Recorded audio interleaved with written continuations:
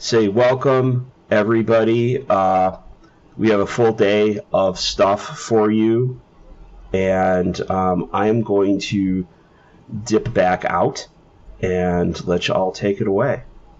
Yep, I will probably be shutting my camera off here as well and let you both get to this. I'm so excited about this conversation that's going to happen. Awesome. And yeah, I just want to say thank you to anyone who's here who saw it last night. And yeah, we're gonna have a really fun day. Yay. All right. So again, my kind of focus for this whole conference was more human-centric work, right? And I've been thinking about ethics for a long time because my background is in sociology. And when you're doing research with human subjects, you need IRB approval. And it's called, that's Institutional Review Board. And so any institution that is engaging in research with human subjects, if you're doing a research study, it has to have IRB approval. And then if you are doing research with human subjects, you need to be a certified IRB professional. It's called a KIP. And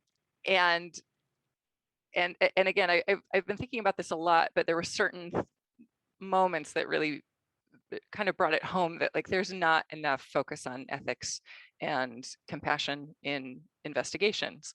I mean, most recently, you're dealing with people who are claiming to channel Gabby Petito, the spirit of Gabby Petito. There was the Pulse nightclub shooting, and then people were investigating not that long after people died and claiming to talk to ghosts there. And then also, I was recently made aware of Willow's Weep, which is a haunted house, and a couple paranormal investigators purchased it and then made up a whole bunch of stories about it. And we know they made up stories about it because the people who used to live in the house are still alive and have their real stories to share about it. And it made me think about all of this narrative building that happens in the paranormal community and exploitation, and very specifically like exploitation for clicks.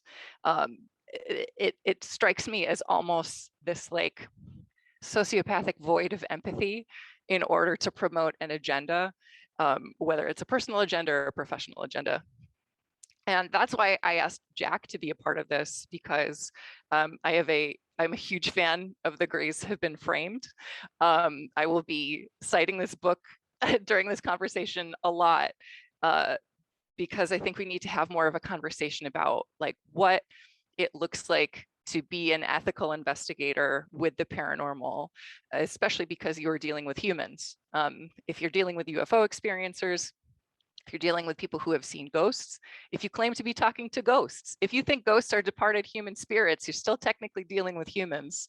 So you need to have some sort of ethical considerations in place before you're doing these investigations. So Jack, for people who don't know, could you just talk a little bit about like your experience with the UFO community, your blog, the UFO Trail, how you got started with all of this?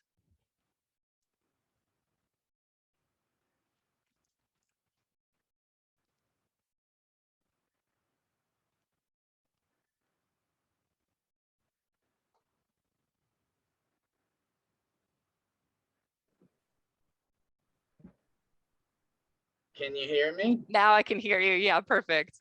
All right, great, great. I've had a lifelong interest in the strange UFOs, ghosts, the paranormal. And in 2010, I started writing a blog, the UFO Trail, because I felt I had some things to contribute that are very much along the lines of what you're discussing, Vanessa. And the more I was interested enough that I really cared what was accurate and what was not. And so I began talking to some of the higher profile investigators and some of the higher profile UFO witnesses on the circuit the speaking circuit, the books that were being published. And as you folks touched on yesterday in the 6 p.m. panel, there's a lot of omission of information that goes on. And sometimes people intentionally mislead us. Other times it might just be that they don't tell us things that might give us a more accurate assessment of what's taking place. And I began blogging about things like that, and was in contact with people that were even frustrated that specific UFO investigators had intentionally misrepresented things they had told them and circumstances. And that eventually led to my books that I've written, like you kindly pointed out there, The Grays Have Been Framed. Right. And I think I just kind of want to jump into this because, you know, I've had a lifelong interest also in like ghosts and the paranormal. I grew up watching X-Files and Unsolved Mysteries and reading books about ghosts and have had a few strange experiences myself. But I kind of consider myself outside this community. So when I was reading your research about Emma Woods and David Jacobs, I think my jaw was on the floor the entire time because I was floored by the fact that this is happening. It's clearly public record. You can clearly find this information, and no one's talking about it. So if you wouldn't mind talking about Emma Woods and David Jacobs and all of that. I have the book here too, but if you could please talk about that case. Yes. Wow, where to begin? Right. And in a nutshell, David Jacobs is unfortunately a rather accurate representation of a group of researchers, of self-described investigators of alleged alien abduction, and at least presented themselves to be thoroughly convinced that aliens are here. There's an alien presence. They're abducting people. They're mixing genes, all kinds of heinous sexual molestation going on at the hands of these dastardly aliens. And this group was Bud Hopkins, John Carpenter, David Jacobs. And there's some social dynamics that go across this that are pretty common to abusive people, the way they behave and the way it turns into cultism, that you shouldn't talk to other people about this. We're who you can trust. A group of people that may have first just been inquisitive, like any one of us, may get involved with an investigator such as David Jacobs that gets into increasingly extreme and convoluted storylines that makes a person increasingly dependent on them and their entourage for support because the rest of us don't understand. And the kind of things these storylines went into was that Emma Woods, through long distance telephone hypnosis sessions, which should be red flags flying everywhere in the first place, was being repeatedly raped by extraterrestrial human hybrids that were descending on her residence on a regular basis. And David Jacobs would implant these memories, in my estimation, through these hypnosis sessions, and it became just an incredibly convoluted and abusive chain of events that even culminated into him telling her during hypnosis that he wanted her to tell people and the beings that he was not an alien abduction researcher, but was investigating multiple personality disorder, and wanted her to tell people this because his line of reasoning was, this will keep the aliens from knowing that I'm on to them, and won't put him in danger while he's asking this young woman to tell her community she has multiple personality disorder. And that's really just the tip of the iceberg. It depends on how much you want to get into it, but part of the things that people face when trying to snap out of these kinds of situations, circling back to how I mentioned it, the dynamics are similar to other cults or abuse and victims of abuse, is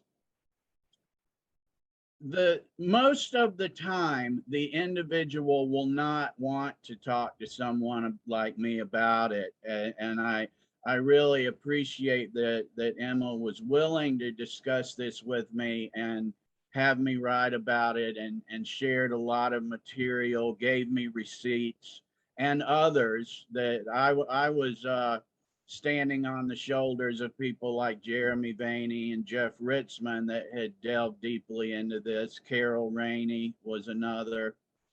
And oftentimes they won't want to come forward with this because it's already so painful to accept the looking back at the forks in the road and choices that were made, and how they ended up trusting and dependent on these people that were at best delusional and not trustworthy, is painful. And then it's extremely painful to then come forward with the story and have people defend those actions as some kind of investigation of aliens going on. So that's a big chunk of it. There's just a lot of directions we could go into with things about particularly what was wrong with it.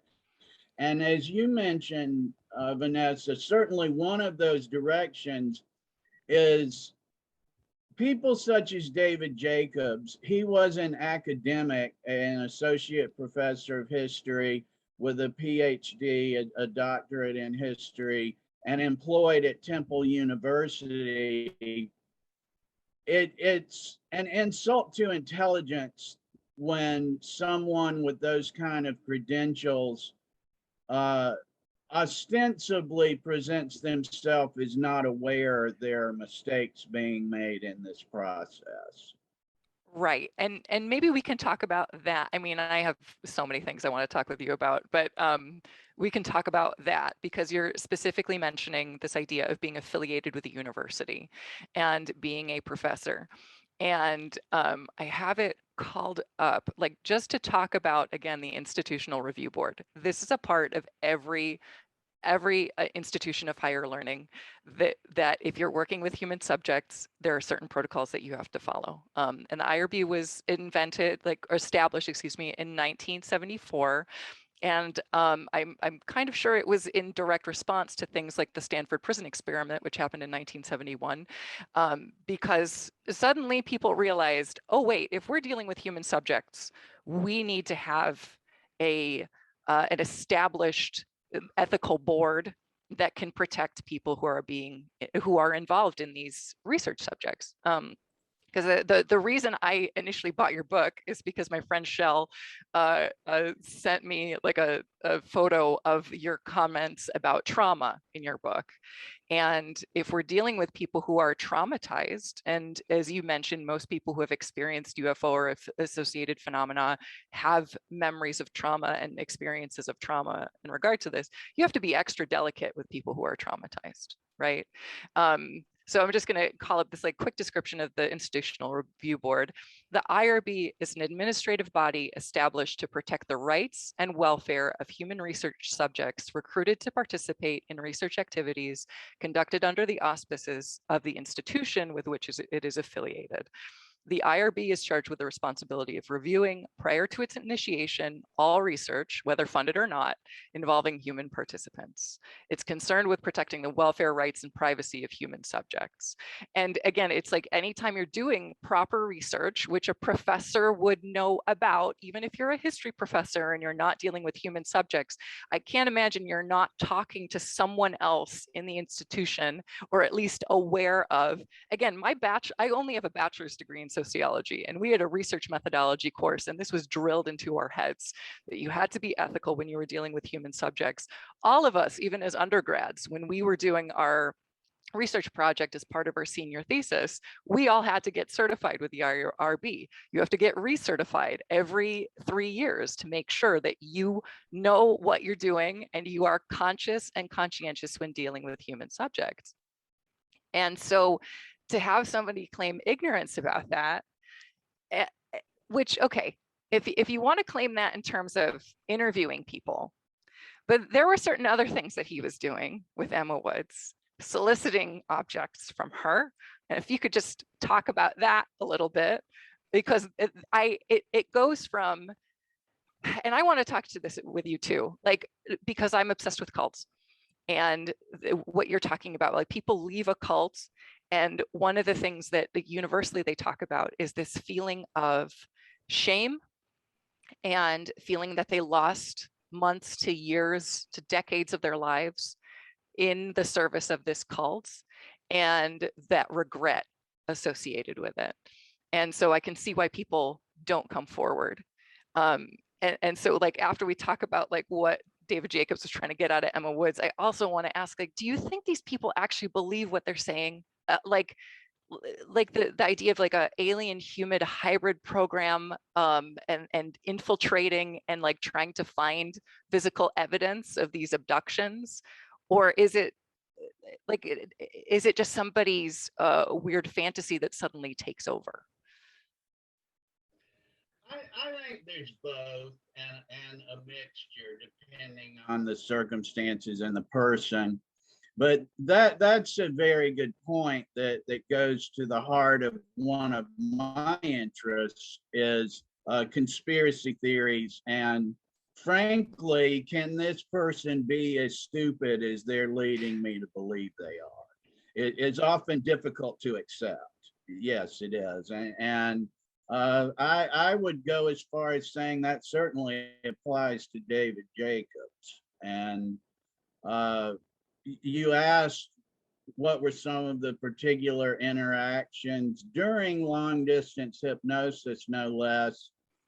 At one point during one of these alleged rapes, he suggested to Emma to bag her panties and mail them to him and not remember doing it. In another interaction, he told her that it might put a kink in the hybrid's plans if he mailed her a chastity belt to wear. And he told her that they have them at bondage dominance shops, one that he's aware of that he used to frequent. I was appalled not only at this behavior, but one of my pet peeves, Vanessa, is this man claimed to be an advocate of scientific research that was doing this. By definition, regressive hypnosis as a memory retrieval tool is not a scientific activity. If we want to claim we're doing science, we have responsibilities to respect certain protocols. He clearly did not respect those, and as you mentioned, it's pretty universally accepted that whatever may be causing some of these perceived memories that alleged alien abductees are having, it's universally accepted it's traumatic.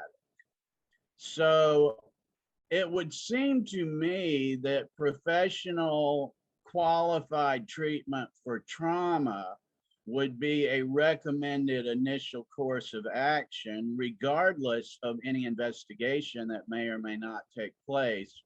And I think it's certainly a reasonable assumption that no trauma specialist would recommend long-distance hypnosis sessions about S&M games for treatment of the trauma.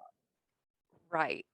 And that, like, I just have a pet interest in trauma because, again, when I was working at DePaul, I was helping a professor who was doing an assessment of the Cook County Domestic Violence Program. And we were looking at whether or not this program was effective in reforming violent men. And like so the initial part of the project was giving men these extensive surveys. I think there was about 200 questions before and after the program. And then there were also these in-depth interviews with men before and after the program, and then as a follow-up in 6 months. And again, when you're dealing with human subjects, there are certain protocols that you have to follow and certain standards of care and standards of procedure. So again, it's not like you mentioned science. Like, I think this is so important. Like, social sciences are still science, and there are still protocols in place for, like, you could just lift everything that we have in sociology and put it on UFOlogy in terms of interviewing people and like directly communicating with them rather than just making it up wholesale. You know, like MUFON has a page on their website where they talk very specifically about science. There's no mention, and if I'm wrong, please somebody correct me, but I was looking and I didn't see any mention of ethics and how you interact with people. It was just about like essentially extracting scientific data about what the crafts look like. Like, well, what about the human experience? If people are traumatized, and you talk about in your book, like the experience of trauma and what it does to your memory and what it does to your emotional state and what it does to your experience of anxiety and just walking through the world. So if you're not also addressing that trauma when you're interacting with people, again, it's your agenda is about getting the data to support your hypothesis in this almost cultic behavior, rather than trying to look at what is actually happening. What are people actually experiencing? Because like you said, it's very vulnerable to have these experiences and then talk about these experiences. My grandfather was a UFO experiencer. He saw some craft in, I think, like the late 50s, early 60s, when he was on break with work. Like a whole bunch of guys at the factory were up on the roof. They all saw something. And I only ever heard part of the story once because my grandmother made fun of him when he was trying to tell us the story and telling him that he was like drunk at work and it didn't really happen. So he totally shut down. But when we were looking through all my grandparents' things after they passed, we're selling their place, my mom and I, my grandfather had this whole box hidden away of UFO books. Like, he spent years trying to figure out what he had seen, what he had experienced, and he had to do it by himself. It clearly left a huge impact on his life that he didn't really talk about. Because if you experience something that you perceive as otherworldly, and we can get into that too, whether or not these things are actually, or some of these cases are otherworldly or human intervention and human experiments. you need somebody to help you talk through and process what these experiences are and what they mean to you, because you're going to be carrying this for the rest of your life, whether you want to or not. Yeah, I think that was the thing that kind of about David Jacobs and Emma Woods, like, you know, how dare you implant these memories, like talking about regression hypnosis. I, you know, again, your book really turned me on to this idea that there isn't much scientific basis for any of this. And again, going back to sociology, there's this, it's called the social desirability bias, right? And this is a problem in all social science research because people have a tendency to overreport socially desirable answers and underreport socially undesirable answers. And that is context driven, right? So if you are undergoing hypnosis where you're in a more receptive state, you are in a more vulnerable state, and somebody wants you to talk about aliens, you're probably going to be coming up with some stuff. Like, even if you had an experience, you will be saying more things that are probably influenced by what you have read, movies that you've seen, and less informed by what you've actually experienced, especially if the person who is interviewing you has an agenda and is trying to direct you in a particular direction. I saw this with Anjali and Barbara Lamb. If Barbara Lamb tried to do in sociology what she was doing with Anjali, she, like, everything would be revoked. Like, you would not be able to work with human subjects. It was so leading, it was so clearly directed. Yeah, so I'm just getting frustrated now. I completely understand, and I really appreciate you voicing this stuff. Yeah, Emma Woods, when she started having the courage to question what was taking place and getting out her recordings and re-listening to them, she discovered just hours and hours of David Jacobs telling her during hypnosis what other people were telling him during hypnosis, allegedly. In other words, front loading the story, then asking her a question. And you mentioned Shell and their podcast, the Eternal Void, right? Yes, with Jazz, with the Jazz. Eternal Void with Jazz, and yeah, with Jazz. When Shell invited me to be on, I thought, well, let me check out a past episode or two, and I chose yours to listen to, and didn't know of you at that point in time. And I bring it up because you said you were interested in the part of my book about trauma, and I really appreciated the things you and Shell discussed about trauma. It is such an important factor, and its proper recognition and the symptoms and the proper treatment. So I really appreciated that. You invited me to talk to you today about these kinds of things. Thanks. Mm-hmm. When we talk about ethics, go ahead. When we talk about ethics, it definitely should be about the good of other people, and that our research is, whether it's academic or recreational, is doing something to contribute in a positive way to a database, to society, to the people we're interacting with. If they own a home, we're investigating for ghosts. Or if they think they saw a UFO at work.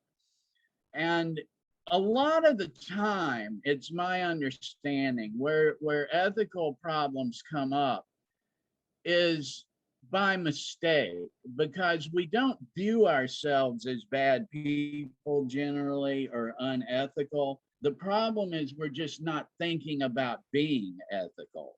And so I kind of have this analogy of, I consider myself a pretty good driver, But if I get focused on, I don't want to spend my life sitting at red lights. I just want to get to the restaurant and get my snack and get back home. I'm not going to be as good a driver as if I glance in the rearview mirror and there's a police officer behind me, and now I'm at 10 and 2 on the wheel and I'm watching the speedometer. Yeah. And that's where we run into the David Jacobs mad scientist scenario, that, as you were saying, there's bias, there's social bias, and one compromise at a time. We're just throwing Emma Woods under the bus because David Jacobs is so important and people so need to know this. And it is the epitome of the mad scientist is swapping brains in people's heads because they're just two people. And look what I can learn from this research. Right. And this like transcends this field. I guess I don't know why I didn't expect it in the UFO field, but like there are so many like men who are abusers and are predators, but they're geniuses. So the women that they've victimized over the years just kind of get, like you said, thrown under the bus because we can't lose this person in this field. And rather than thinking about, okay, but how many people have they driven away from the subject, from the field, from any field, like creative fields, because people were scared of working for them or had heard the stories or were exploited and abused. I'm more interested in hearing people's stories and exploring the unknown, just like, okay, what are the details of your experiences, rather than, okay, I have this agenda about what I want and I'm hoping for. Just a quick aside, like the new Unsolved Mysteries, there was a woman who was talking about her experience. Of course, I'm going to forget the name of the case right now. And all she talked about was like experiencing light. And she watched like light fill the horizon, and then she saw this thing kind of move up and back and then fly over a mountain. She didn't say that she saw a UFO or anything. She just described the light that she saw. And again, that to me is so much more interesting because as you've written in your book, like these might not be UFOs, or they're UFOs in the sense that we don't know what they are, but somebody, and maybe somebody in the government, knows what they actually are and has some sort of program with them. So it makes more sense to talk about like, okay, what are people experiencing? What are they seeing? What could that possibly mean? And what does this mean in the context of what is happening socially, politically, in the government? Because if you, this was the problem I saw in sociology, like none of the fields were really talking to each other. It's like, okay, well, okay, this is a sociological understanding of this. Let's throw in a psychological understanding of this, a historical side, throw in poli-sci, because if we're all experts in these different fields, or at least have knowledge in these different fields, together we can have a more holistic understanding of what is happening, rather than these people, just in their little ivory towers yelling into the void about what they think is actually happening. Yeah. Absolutely. Trauma specialists, psychologists bring a lot to the discussion. I often get frustrated when I see people that almost obsessively can reel off details and trivial aspects of the UFO phenomenon that haven't so much as cracked a psychology book.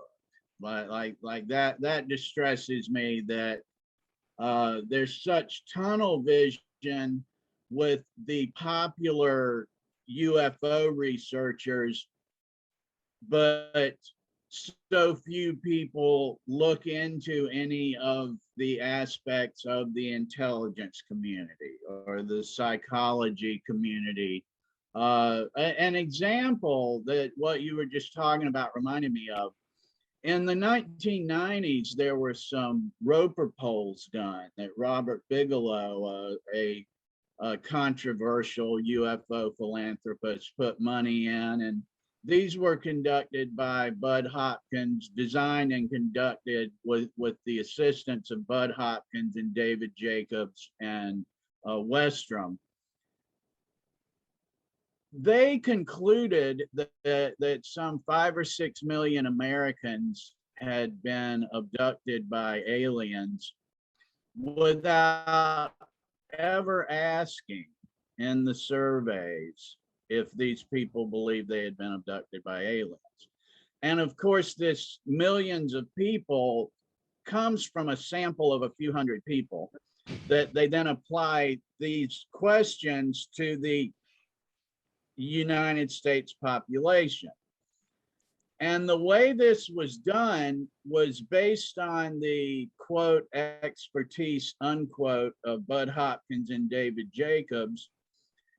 If people gave certain responses to questions that had nothing to do with extraterrestrials or UFOs or being abducted, that these two guys recognize as markers and indications of an alien abduction that they can't prove exists, was the rationality that, well, if you've experienced sleep paralysis, if it seemed later one time than you thought it should be, we're going to call that missing time, so on and so forth. Any markings on your body that you can't account for, then they assign that. If X percent of the few hundred people surveyed said, yeah, we're going to identify them as alien abductees, then we're going to apply that percentage to the United States. And those surveys are still cited among the pro-ET portions of the community when they have been thoroughly dissected and competently debunked by people that actually have degrees in designing surveys and how leading questions are made. And in one instance, a survey expert pointed out that one question was what's called a double barrel question. Have you ever this or that? And it's been proven in trials that gets more positive responses because it seems like it'd be one or the other. So I'll just say, yeah. And that was one of the questions that resulted in identifying these people were alien abductees that never asked them if they've been abducted by aliens. I like, again, as someone who has worked with a major research study and who was a research assistant for a few years, I like it makes me so mad because, like you were saying, if you were designing a study in the sociological community, we and in women's and gender studies, which is also my background, we talk about this idea that like objectivity in certain ways is an illusion because the measures that you are choosing determine what answers you're going to find. Like what questions you ask will determine what answers you're going to find. And so this is why we always talk like there might be a correlation between two data points, but that doesn't equal a causation, because just because two phenomena occur concurrently, there could be something else that is informing both of these things. So to have a study designed that is to like intentionally elicit, like if you've already decided that sleep paralysis and lost time mean alien abduction, then you're asking questions about that. And then proof of alien abduction. I will also note that the idea of using a sample size of 200 people to extrapolate to the entire population of the United States, again, infuriating to me. You need a good data set, right? You need a good sample size. The sample sizes that for major research studies are tens of thousands of people. Because that's really the only way you can kind of account for class bias, gender bias, or racial bias, and try to tease those out of the numbers, again, to figure out what is actually informing the data that you're collecting, and that you're not, again, imposing some sort of narrative on the data. You mentioned Bud Hopkins. I wanted to talk more about Bud Hopkins and then Carol Rainey, who also, I mean, the way you kind of describe it in the book, like he kind of got high off of his own supply at some point, and once she kind of stepped back and was like, oh, this is bad. This is really bad. But again, Bud Hopkins is kind of held up as this paragon in the community. We don't talk about like what he did that might be unethical. And again, talking about like gender intersections here, you specifically say she's the woman scorned, right? Like that's how she's kind of presented in the community. So if you would talk a little bit, please, about Bud Hopkins and Carol Rainey's kind of awakening. Sure. That actually, that aspect of it you just pointed out actually caught my attention more than her reveals about his bias. Was before we had Twitter and we're doing social networks to the extent we are, there was something we used to call listservs, which was email bases that you would read who'd been emailing what, and you might contribute. And there was one called UFO updates list that was pretty interesting, that many of the higher profile researchers, some that became higher profile from participating at UFO updates list, would argue, and it would get heated. And it was an interesting watch for us that were interested in UFOs. And I actually got even more interested in, I felt moved to write about the Emma Woods saga and Carol Rainey's experiences with the community, because of how scorned they were at UFO updates list. And the Good Old Boy Network was misogynistic, was biased, was closed-minded. We've made our damn mind up that Bud and Dave are good guys. Now shut the hell up. And that, you know, sometimes that'll just make you all the more stubborn to want to amplify, you know, the story. Yes. But I certainly don't speak for Emma or Carol. I do have some fairly educated insights into things that happened to them, though, as I wrote about and took the time to interact with them and other people in the saga, other people that had amplified it, and felt that I gave an accurate assessment of it. And it's my interpretation that Carol recognizes it wasn't all good and it wasn't all bad, but the parts that were bad were pretty bad. Mm-hmm. And she tried to bring a credibility to Bud's efforts to put some of these claims under a glass. Like she met Bud and didn't really have any background in the UFO community, didn't have any background, didn't have any interest. But because of his interest in it, she listened and found, as many of us do, myself included initially, some of the claims and stories fascinating. That you're like, well, how can they say that? Like, what happened then if this isn't correct? And suffice it to say, people can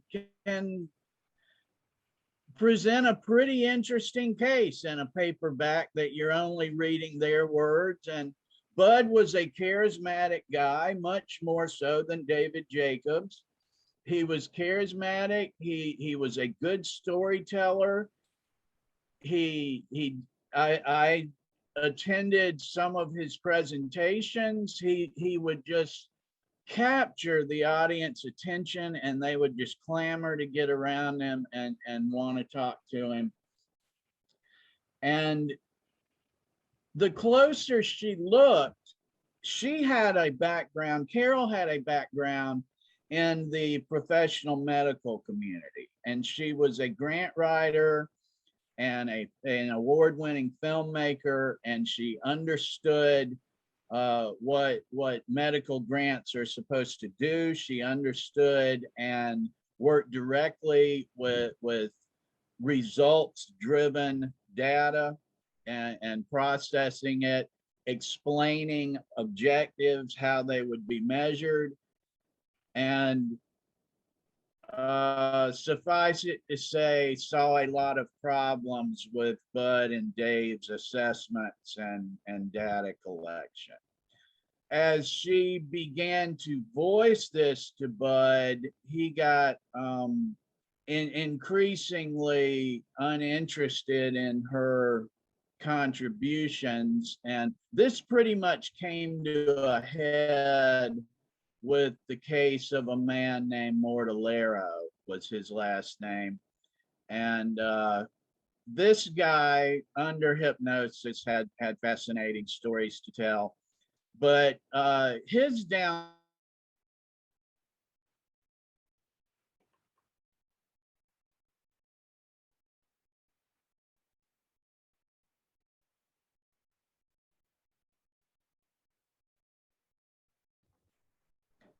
Can you hear me? Yes, I can.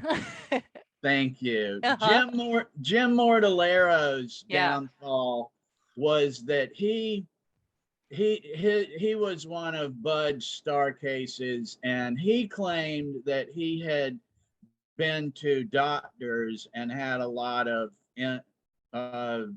documentary evidence from medical professionals about these traumatic, physically and mentally traumatic UFO abductions. And it went on and went on, and Bud and Leslie Kean kept supporting Mordelleros and saying that the proof was coming, and finally, even some of Bud's supporters who were in the professional medical community didn't want to be a part of talking about proof, but never presenting it anymore.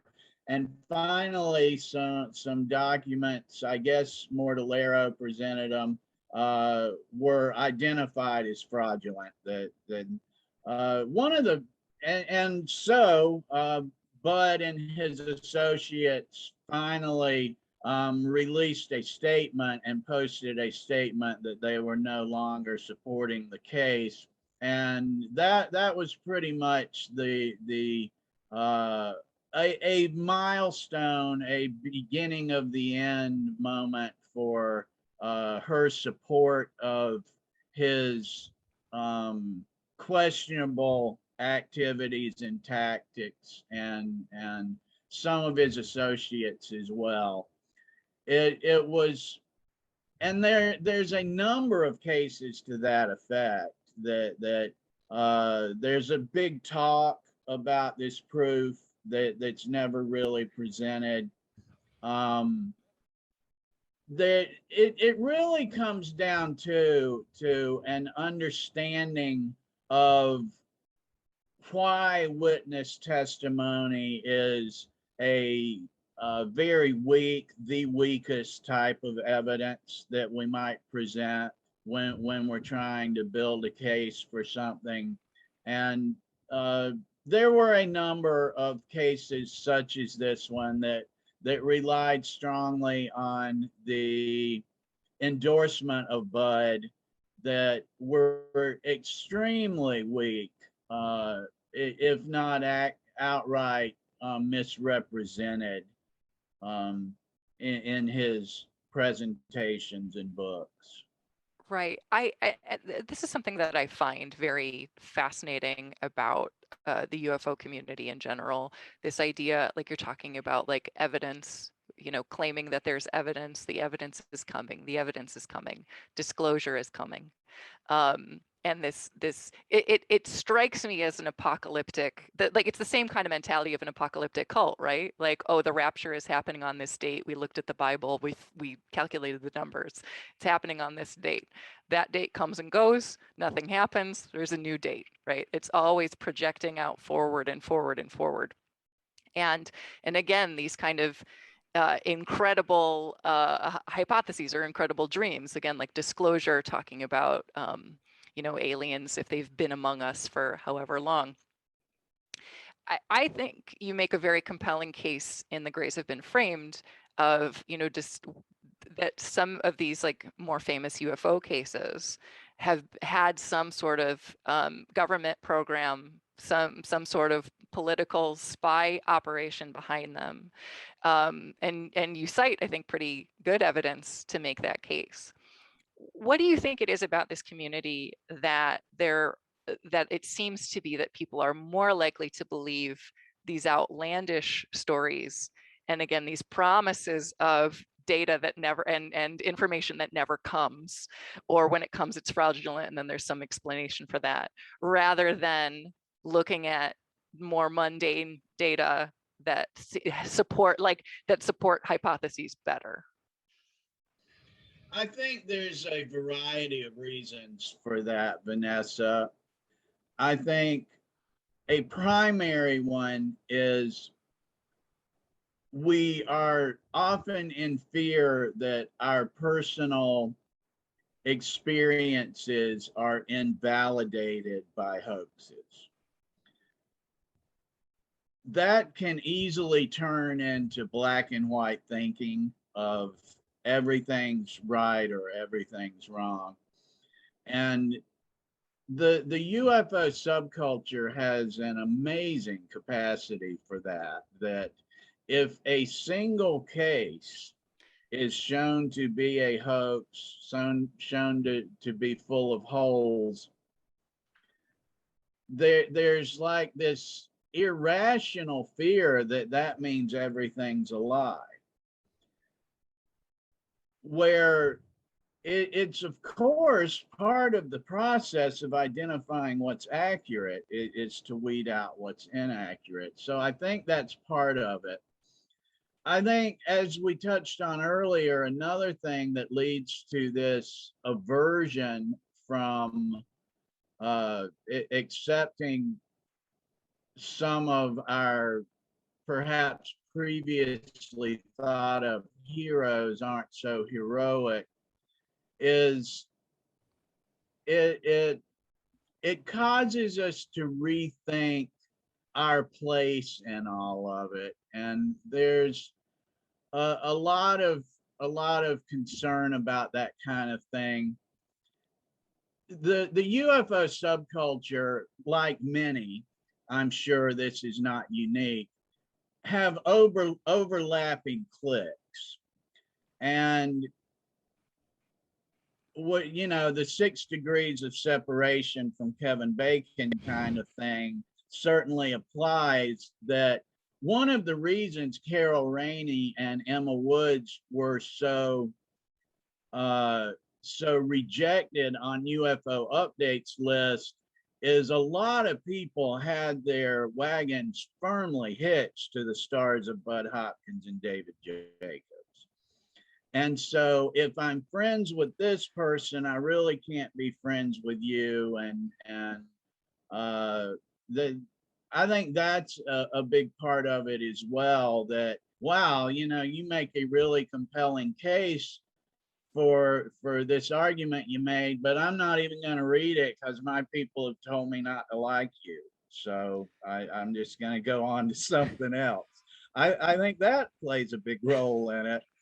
And one of the things that, you know, interested me in the exploitation of the community by the intelligence agencies, but also a big part of it is charlatans and the media, people with vested interests in documentaries, all kinds of interest in the topic, that it's really at a conflicting, a conflict of interest to pursue truth for some of these, corporations and individuals that want clicks, that want eyes on specials that are broadcast and things like that.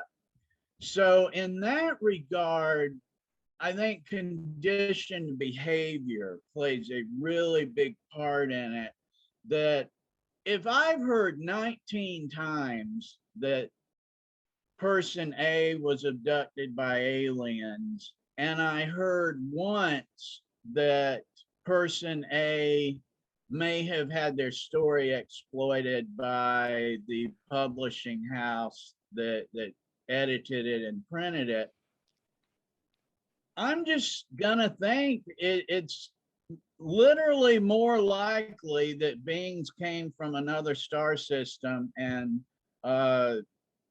kidnapped this person than they were just then you know, the publishing house edited the story advantageously, or they were mistaken, or somehow some type of 1960s intelligence mind control operations played a role in it. Like along those lines, I'm often asked why. What would be the point of leading people to believe they were abducted by aliens? And we're already off on the wrong question. You know, we're already going down the wrong rabbit hole, that maybe that wasn't the intention, but just an unintended byproduct. You know, like the Unabomber that was an MK Ultra volunteer. I don't think they were intending to get him to mail bombs to people. You know, and who knows how much the what in his past led him to be who he is. So we're often on the wrong question, but and irrational lines of reasoning from the get-go. But why people are so sensitive about applying critical thinking and rationality to some of these topics, I think conditioned behavior plays a role in it. That they've just heard the story so many times, it literally seems more rational that it could be aliens than another chain of events that is in reality infinitely more likely. Right.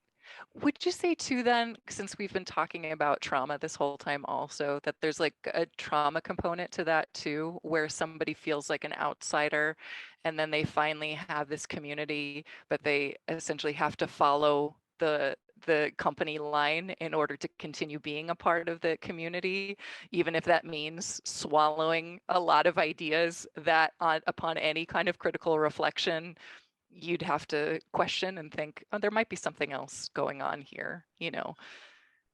Oh God, yes, absolutely. I have come to be very, very hesitant to talk about any of my personal ideas or personal experiences that relate to any of this, because of my experience with what you're talking about, and some of my earlier interactions with the UFO subculture. It's not unlike sects trying to pull you into their camp to go with one line of reasoning or another, one belief system or another. And many people just don't understand or don't want to understand that if you or I sit here and describe an experience, they don't know what happened. What they just experienced is watching us sit here right now describe our interpretation of an experience. Many people, though, will fill in blanks, will apply it to what they perceive happened to them, will make assumptions, will draw conclusions about what happened to you, and will literally want to argue with you about it. And so I found it, if I'm not wanting to go into all that, I just don't even want to discuss things that happened, or different things to me personally, that I've just become okay with. I don't know what happened, and that's just kind of where I'm at with it. But God, yes, as I mentioned about Emma, one of the hardest parts, I would think, is reevaluating these circumstances because sometimes these people think they found their tribe, you know, and I went into the Leah Haley case quite a bit in my book, and I felt like that was one of her circumstances too, that people that had supported her beliefs as an alien abductee, when she changed her mind and said, we need to tap the brakes here, I'm not sure about this, were I mean, they were harassing.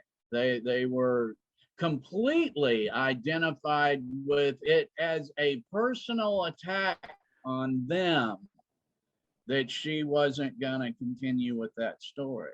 Yeah, and that was not the worst parts, but Right. yeah. Well, and I too in your book on this topic, like the case of Barney and Betty Hill, right? That I didn't. That's kind of held up as one of those like the kind of platonic ideal almost of like UFO experiences, that here was a real thing that happened. We have their stories. I didn't realize until I read your book that there were years between like the initial sighting and then the more kind of descriptive experience that became popular in the media.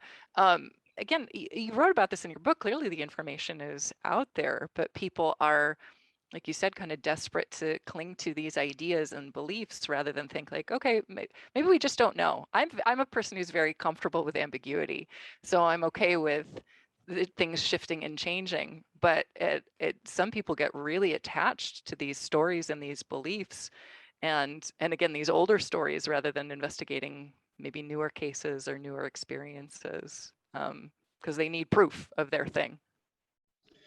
Yeah, I touched on that Hill case in my new book too, Wayward Sons, and that within a week or so of the sighting, she wrote the National Investigations Committee on Aerial Phenomena, which is NICAP, and they had a representative that is recognized as the first interview with her and Barney, and it's cited among people that are particularly serious about the case and that aren't trying to sensationalize it as the benchmark of how much the case got embellished from there forward. Mm-hmm. Yeah, they had a investigation that took place by NICAP, and he has an initial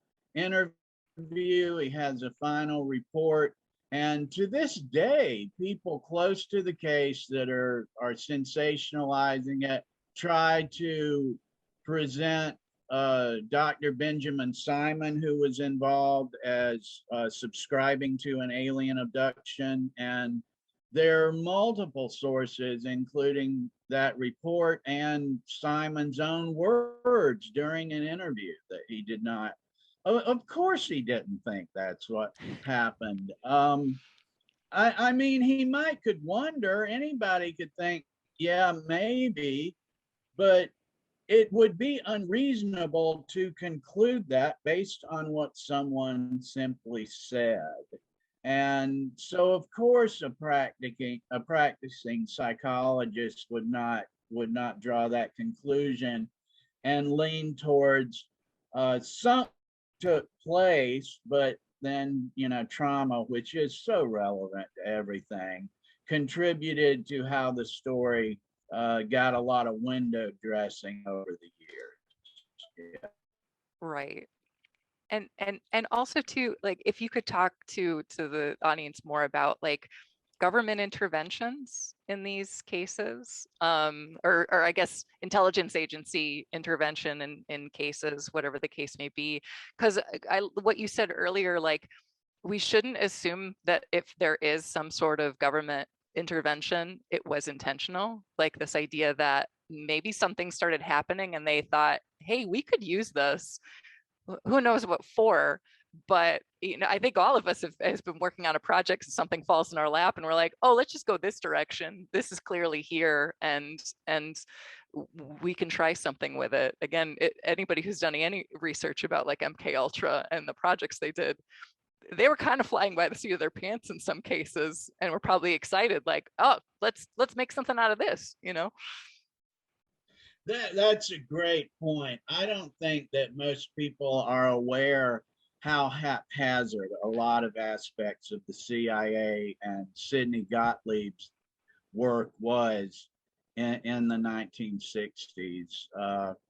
They were literally dosing each other with acid and to see what would happen.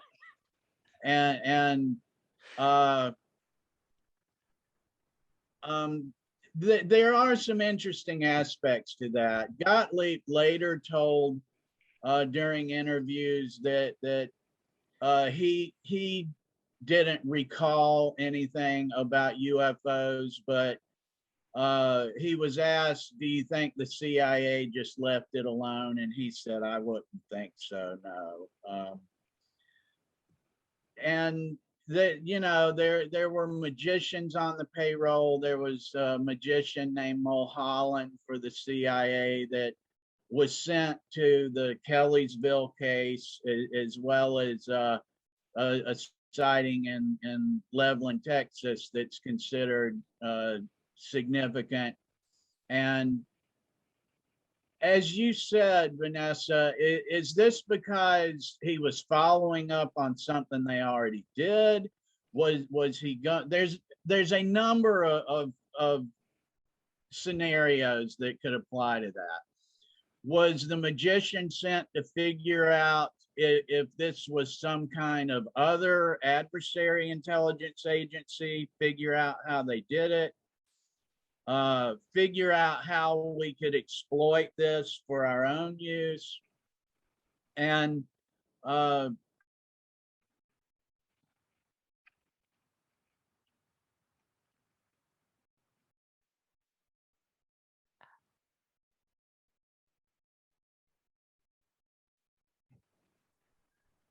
hello again. Hello again.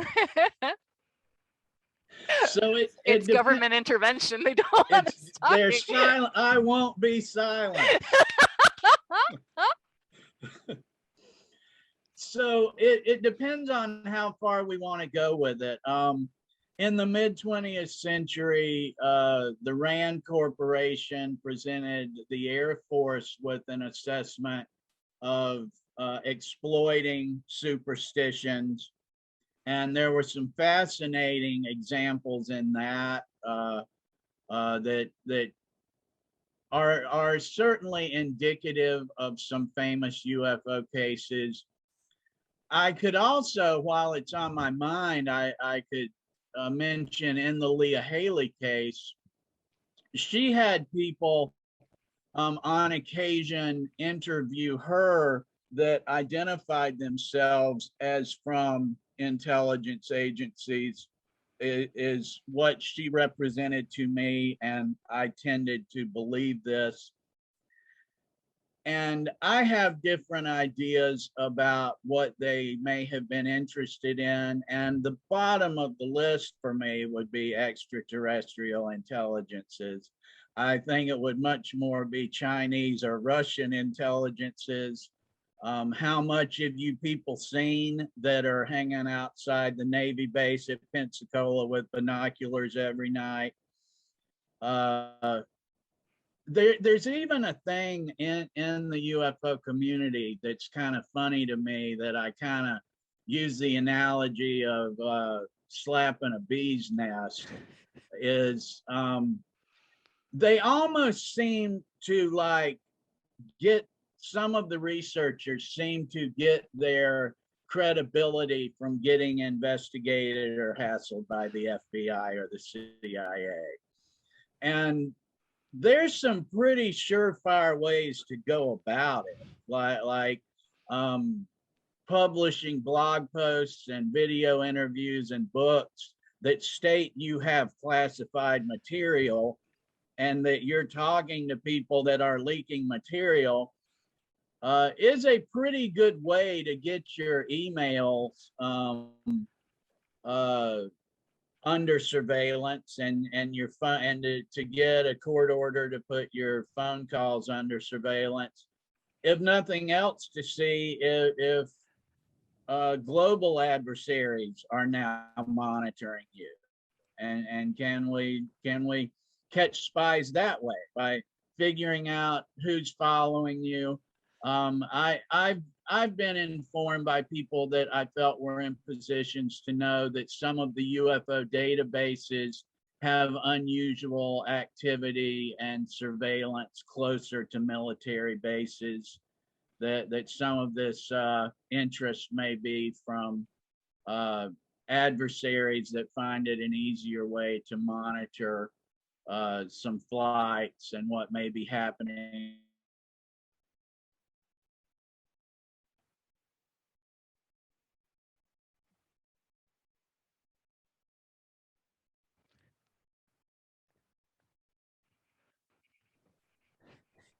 Maybe we should just move to another topic. Yeah, probably. Oh no. Never mind. I wasn't saying that. The government doesn't do anything. It's all craft from other planets. Right. Right. Let me think. What do I have here?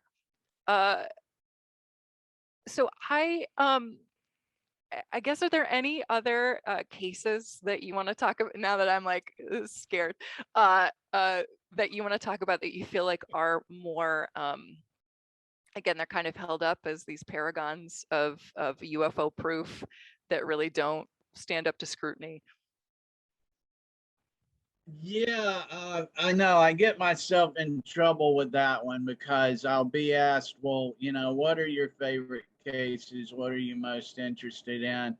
And I hate to be a wet blanket, but it's like, well, very few of them are much more than hearsay, You had mentioned earlier how they're always talking about the proof that's coming instead of presenting it. And my buddy Tim Banal that's one of his pet peeves. Like, why don't they ever just go get this stuff before they say it's coming? Like I got it. Here it is, guys. Like they never get to that part of it. Yes. And yeah, and suffice it to say, I'm pretty sure that when To the Stars Academy made such a big splash in 2017, their most enthusiastic supporters did not expect in late 2021 to be saying, be patient. Like I don't think that was the plan. Right. And there is, I mean, that's just what it is. The community has been a perpetual 70 years of proofs coming tomorrow. And there are some interesting cases. Something happened at Rendlesham. It's an interesting case for a sociologist as well, because regardless of what happened, there's sure a spider web of stuff that took place that living, breathing people contributed to thereafter. Mm-hmm. The O'Hare sighting, who knows what happened there. They always kind of intrigue me too when in this day and age that we can't seem to get a clear picture of something, makes me doubtful. One of my favorite cases is actually not well known, but took place in the 1970s in Charlotte, North Carolina, and is known as the Snoopy 2 case, because Snoopy 2 was a police helicopter, and they encountered a couple of craft and didn't know what they were looking at and had somewhat of a dogfight with one of them, and then it left. And those are the kind of cases that I could see an intelligence agency, researchers being intrigued by, because something with significant flight power was flying around that wasn't on wasn't on airport logs. The police weren't aware of it. The controllers didn't know what was taking place, air traffic controllers. So there are some, like, whatever the answer to that is intriguing. You know, did we literally, you know, have some guy, you know, building, you know, home airplanes in North Carolina at the time? I mean, we don't know what was taking place there. That seemed to enjoy playing with the police to some extent. Was this some kind of prototype for drones to come? I don't know. The drone aspect interested me for a while as well. A few years ago, I was writing about it because I didn't think, I hadn't known, and I doubted most people interested in UFOs knew, that unmanned aerial vehicles actually go all the way back to World War I. That for many years, the Department of Defense and military agencies have been flying supplies, recon missions, things like that, weaponry through small craft. And I thought that was intriguing, that never even seems to enter the conversation, even as late as the 60s and 70s and 80s. And I actually stopped writing about drones in recent years because the updates were coming too fast. You know, it's like it just turned into a waterfall of extraordinary information. So yeah, so I wanted to touch on what you said earlier, this idea again of like the information is always coming, right? And it's been 70 years now. In any, again, if we're talking about science and we're talking about presenting research, in every academic discipline, you can't just publish a wild hypothesis. I mean, well, there are journals for that, but like if you are actually claiming something extraordinary, you need extraordinary data to back up the claim. And there's also like articles have to be peer reviewed, research has to be peer reviewed, so people don't just publish outlandish things. I mean, there have been famous cases of things being retracted later because the due diligence didn't happen in the initial research, or data was fabricated. You don't typically see like, a theoretical physicist talking about like 11 dimensions and not presenting math to back that up. You know, they're not just making these wild claims and saying like, oh, we'll have the math in a few years. You know, it's like they're doing research and doing data on what's in front of them, not what they're hoping to see in front of them. So I guess my question to you then is, do you think that there's anything that we can do to enforce a certain level of due diligence in the UFO community in terms of investigating research, in accepting stories, in I guess fostering a certain level of critical thinking, and a sense that the critical thinking doesn't mean disrespecting the field. To me, it's being more respectful of the field because you want to make sure that information that is out there is accurate and that data isn't being manipulated. Yes, I think what you're doing here today is a good part of that process. And well, thank you. I appreciate it. You're welcome. Thank you.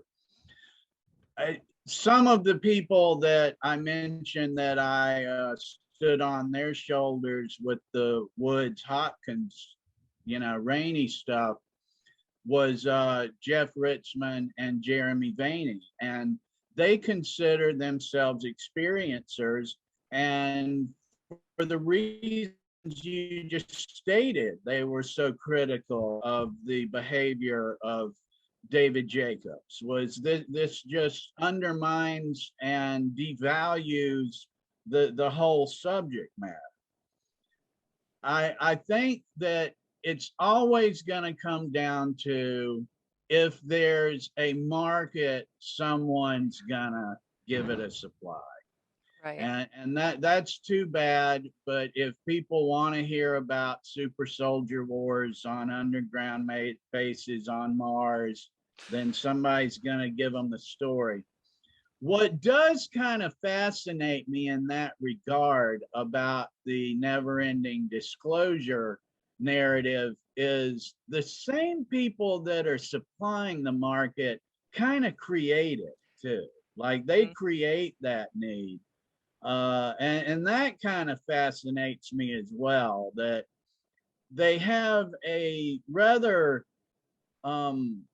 audacious, rather intriguing, a quality I don't respect, but I recognize as kind of fascinating, of creating urgency for 25 years. You know, Stephen Greer, Stephen Bassett, George Knapp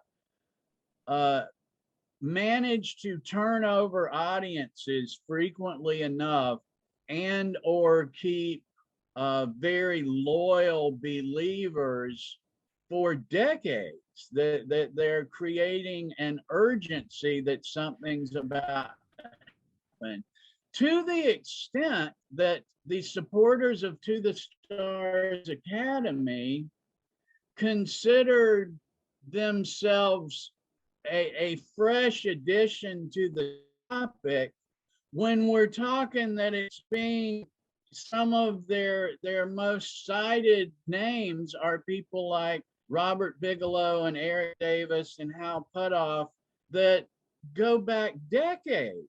And somehow these people have been convinced that this is a new spin and that something original is taking place. It's rather fascinating. Mm-hmm. Right.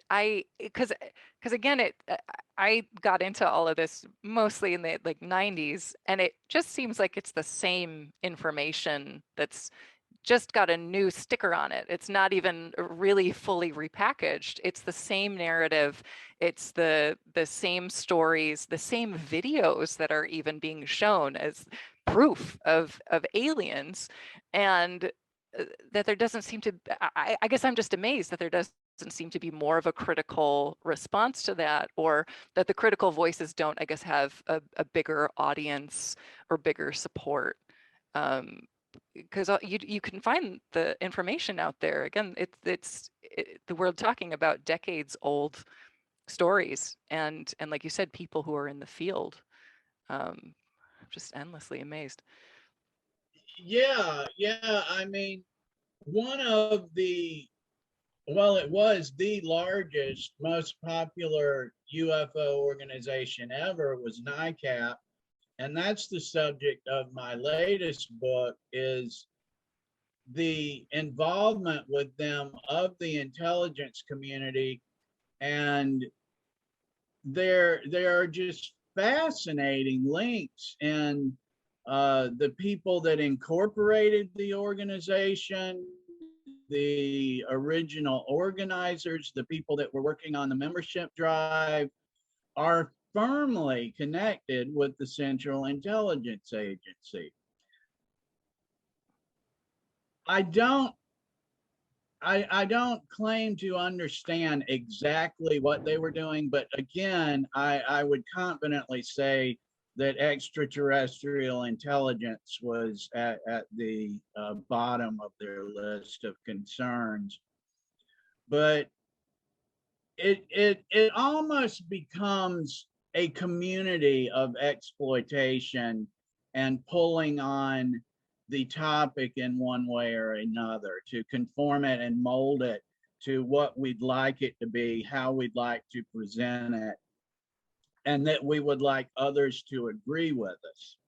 And that is where the ethics becomes so important in it, is that we should prioritize the well-being of the people we're researching, that we're writing about, that we're interacting with, that we recognize some type of societal norms, even if we consider ourselves mavericks and in the fringe, then that fringe should have some type of societal norms. And of course, sometimes this ends up being argued about by attorneys and decided by judges is, does an amount of money help decide those societal norms? Is paying a psychic $100, $200, $100,000, when are we outside the lines? We at least have our own code of ethics that we should try to remember, like when that police officer gets behind us in traffic, and not get so excited about, oh man, do I want this quote, man, do I want this person to give me this information. It's gonna be so cool when I share this on Twitter. It's gonna be so great when I get this for chapter 7 of my book, that we don't consider ourselves unethical and might get so caught up in, I really want this information to share with everybody, that's where we veer from the ethics. But then in other circumstances, there are things like John Carpenter and David Jacobs that I wrote about, that there's just no way to even rationalize how that could be remotely considered even a reasonable mistake, but people still rationalize it. Yeah, to what you're saying, like for ethics in any field, like is your like you said, are you focused on yourself, and are you focused on the quote and the clout that you're going to get from that, or are you focused on the person who had the experience, right? Is empathy directing your actions, or is selfishness? And then again, these whole constructs around communities and individuals in order to promote the like I said, various agendas, whether personal or professional, in order to maintain these belief structures, rather than looking at evidence and saying, okay, what's really going on here? Again, in sociology, I loved my research methodology professor, because he said, in science, you never prove anything. You only disprove, and you fail to disprove. If you are really focused on the scientific method, you are always looking for the best interpretation of the data that we have. You don't know if it's true or not. It's just the best working model for what is there. As soon as you start saying, here's the truth, you get into dangerous territory, because you're completely blocking out what could actually be happening out in the world, which is probably more interesting than what you think is happening.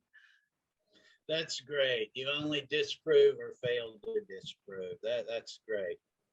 I've carried that with me for like 18 years because I loved that so much. Mm-hmm. Yeah.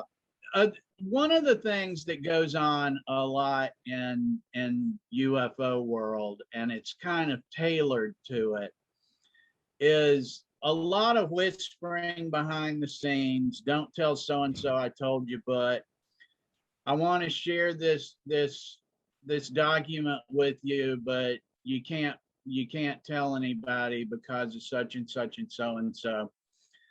And another thing that I'm sure you'd agree is important about ethics is the integrity of the information. It is not ethical and it is not reliable for me to tell people I know, but I can't tell you how I know. So if I can't show the chain of custody of this piece of paper someone wants to share with me, I'm really not interested in it. If they can't tell me where they got it and I can't talk to those people, if it's not an authenticated document from an agency with a stamp on it, it's really of no value. It's right up there with so and so said the aliens came last night. Well, run blog about that. You know, I mean, Right. it really doesn't matter. And that integrity of information is very important, and we lose sight of a lot. And I actually feel like that's another way that the intelligence community inadvertently, maybe it's a byproduct, but it certainly happened in the mid 20th and latter 20th century. I believe the intelligence community influenced the UFO community in that way that it made it's inherent to the genre to not ask people where they work, who they work for, where do you live, because of stigma. So there's a lot of privacy respected that would not be the case in other aspects of life. That if you were dealing with a real estate agent or a life insurance salesman, you want to know their firm, you want to talk to their boss, you know, where'd you get a degree? These kinds of things that don't get asked in UFO circles. And I think that the way part of that evolved is it's inherently helpful to intelligence gathering and counterintelligence gathering. And specifically what I mean by that is people that were issued security clearances in professional capacities are known to have interests in UFOs. They hang out at conferences, they go where angels fear to tread in UFO forums on the internet. The Marine Corps at one point identified the internet as a war zone and said, you know, soldier, you're not to be on Facebook if you're not working. If it's not your mission to be on Facebook, it's a conduit to trouble. And I think that plays out in the UFO community, that the UFO topic makes a handy vehicle to exploit the interests of these people that have classified positions and security clearances under the guise of, I'm a fellow traveler, I know the truth, I'm with you, let's talk secrets. And we have some circumstances that's not just theorized, but very much look like have played out, such as the case of a gentleman, the late Boyd Bushman, I've written about and blogged about, that Lockheed Martin even informed the FBI that they thought that he was the target of information exploitation and extraction.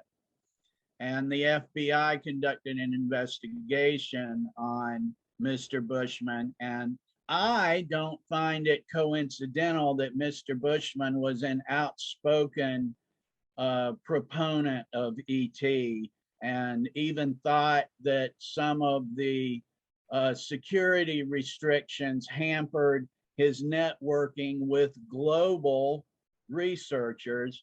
And it depends on, like we talked about, Vanessa, what angle are you coming at this at? If you're thinking UFOs and alien abductions and get the truth out, that makes a lot of sense.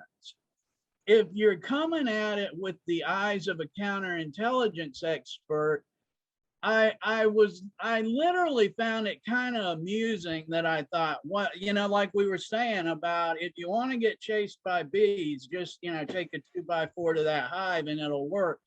You stand around the water cooler talking about, you think that there's too many security restrictions, you're going to attract the attention not only of your employer, of the FBI, but quite likely global adversaries that say, yeah, ain't that the truth? Now, what is it?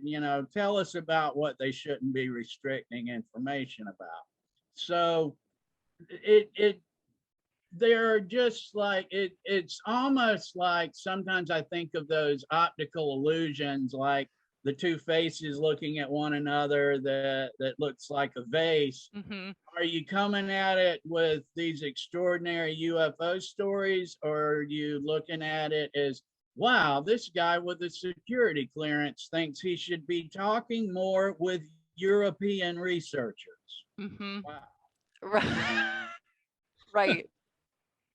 Well, 2 points to that too. So again, in sociology and psychology and any again scientific field that I'm aware of, if you're doing real research, if you don't share your data when your data is questioned by other researchers, they throw out your study. Journals will publish retractions. They don't put up with that, like, oh, the numbers are coming for that long. They'll give you a little bit of time, but then they'll just determine you're fabricating it, because if you can't produce the information, again, science is based off of evidence, not off of conjecture. And then another thing that I was thinking about, again, when reading your book, is like, especially with the intelligence community, I find it so fascinating that so many people believe in like government, like in the UFO community, believe in government conspiracies and don't trust intelligence agencies unless those people leave. And then suddenly they trust every single word that comes out of their mouth about what they saw when they were in the government and that they know these secrets. It's like, do you really think that they're telling you the truth? Or are they still working for these intelligence agencies, or are they running their own fun game for whatever purpose because they have an interest in information warfare? I'm just constantly amazed by that. Some of them are information warfare specialists that were Right. relying on their unsupported statements for what's going on. That's Right. correct. The NICAP that I mentioned had a board member that was a psychological warfare expert for the CIA. The director of the CIA was the chairman of the board at one point. And that culture started hard and heavy.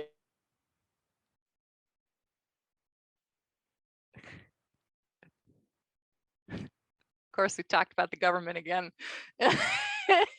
And you got dropped.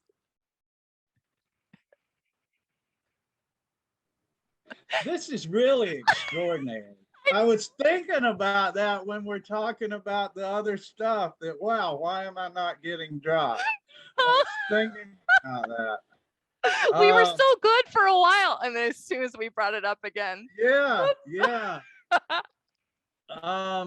Yeah, I was talking about NICAP and the CIA that were literally on its board, and it got sewed into the culture at that point in time that you could identify sincerity being synonymous with activism for ETs and UFOs. He's obviously not a government plant because he believes in UFOs.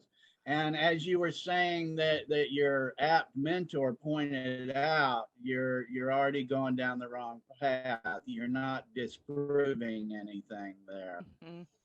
So that part of it is intriguing. And you were saying we trust them when they leave the organization or whatever.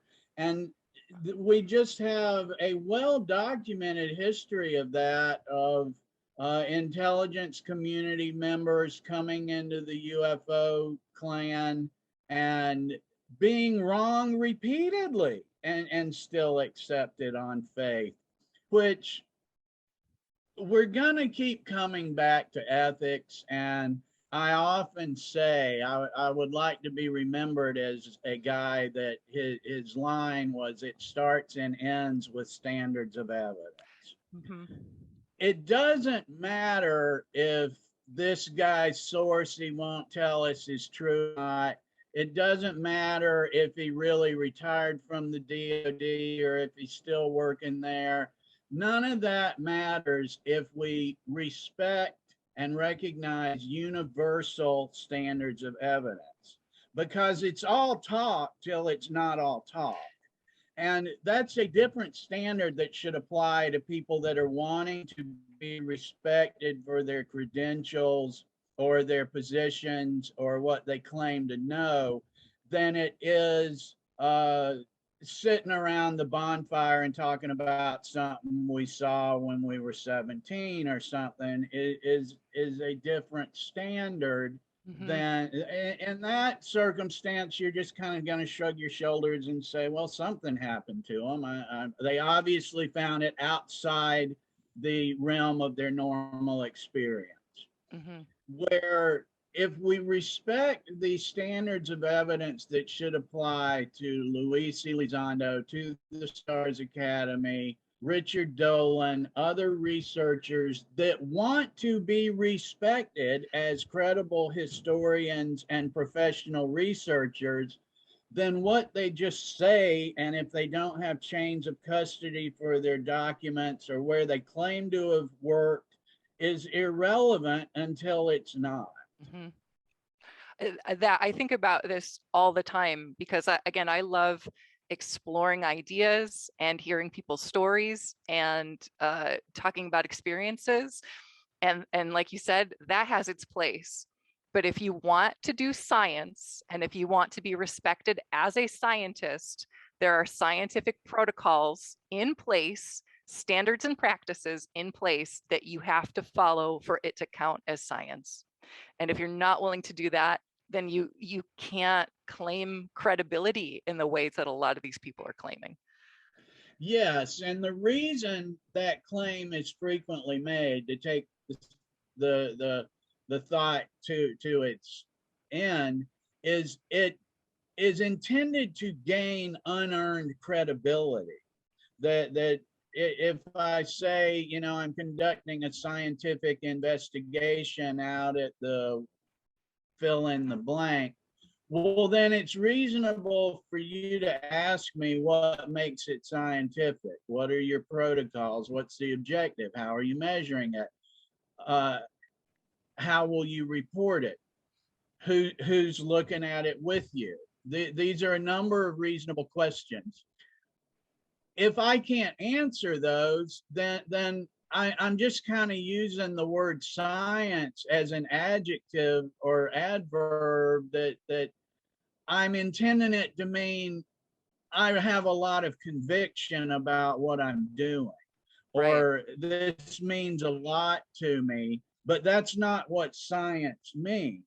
And oftentimes, like in the case of David Jacobs, I feel strongly it was used as a means to gain otherwise unearned credibility. And you mentioned earlier, as a collective community, we have a tendency to turn our heads on this, turn a blind eye.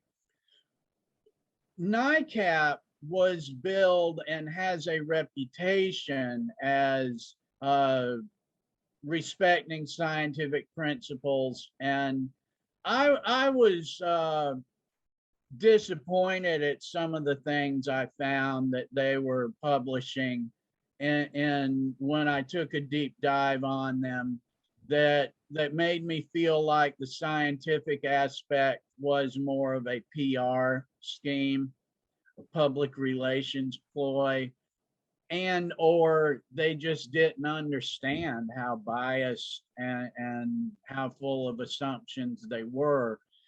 So that's one aspect. Another is, so why are people still defending that as a scientific investigation and committee? And I would say that probably had to do with they respect certain aspects of the work they did. As we mentioned earlier, some of them were friends with NICAP personnel and just don't want to bring out the uglier stuff. And it's an incomplete picture without the uglier stuff. Is it important? I guess it depends on who you ask, but as I mentioned, I became more interested in the sociology. I really wasn't even interested in the NICAP UFO reports or the MUFON UFO reports.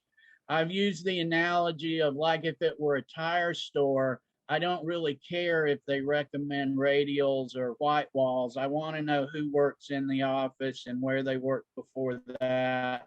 I'm interested in who their mechanics are and what their relationships are in their social circles. And I think a lot gets overlooked in pursuit of the shiny object, metaphor of the UFO case.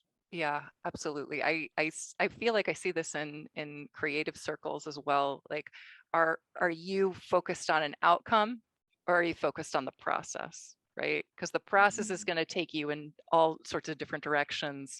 Whereas if you're focused specifically on an outcome, you're going to ignore so much of the information and so much other evidence that could give you a more complete picture of what's actually going on. So yeah, absolutely. And ethics in investigations and research is very much the process, regardless of the specific activity, whether it be applied to fringe topics or pharmaceutical trials. Right. Well, we've got about 10 minutes until the next panel. Do you have any final thoughts, Jack, before we wrap this up? I just really appreciate you tackling the topic. I think that this is certainly more of the solution than the problem, and I appreciate it. And I'm honored that you'd asked me to discuss it with you. Thank you. Of course, you were the first person I thought of. Again, my copy of The Grays Have Been Framed is heavily annotated and underlined and stars and exclamation points all over it. So thank you for the work that you're doing, and thank you for being a part of this. Thank you. Of course. All right. I don't know. Were there any questions in chat? I haven't even looked. Let's take a look and see.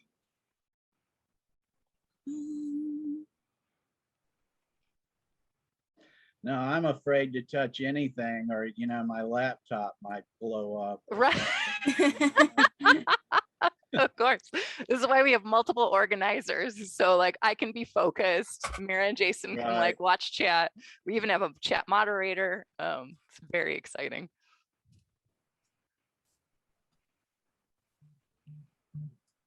Okay, I think I have my microphone turned back up again. Oh yeah, you sound great. Okay, let me see. Yeah, if anyone has any questions for Jack, we've got a couple minutes here.